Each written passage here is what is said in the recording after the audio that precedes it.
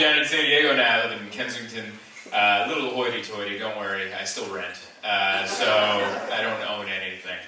And actually our next door neighbor, I didn't know this, we found this out this week, but there's been turmoil on our street for years.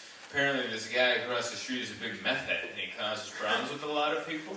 And he just got arrested. I like how you're already laughing. You're like, meth heads? I'm in. This is great. You're like, I already like where this is going. So, like, a couple days ago, out in the morning, I just look out the window in my underwear, just drinking coffee and watching a man get arrested. And then we talked to our neighbors, got all the lowdown. This guy's like a meth head. Every couple of years, he just loses it and, causes an issue.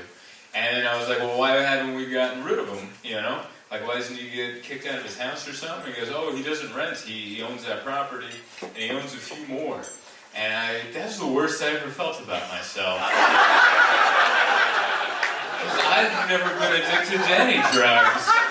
And I've never even been close to buying any. Like, it's never even crossed my mind. And that guy's a landlord meth head. Like, at night, he just takes the monocle and top hat off, and then here comes the meth, and I'm like, how do you do it? I gotta fix my life, If I had a little meth in me, I'd be working harder, and get this ownership going. Yeah, I'd like to own a home one day.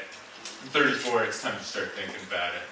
I don't know, I feel like I'm at a real crossroads in my life. Like, I feel like this comedy thing could go one of two directions, Like, we were driving through a rich neighborhood. This house had a gate on it. It was so big you couldn't even see the house. That's how big it was. But I could imagine what it was like on the other side, And I was driving by and I was thinking, I'm like, you know what? I think a comedy could get to a level where I could maybe one day live in one of those houses, And then we drove a little further, not in a great neighborhood, and I saw a homeless guy beating a bird scooter with a stick.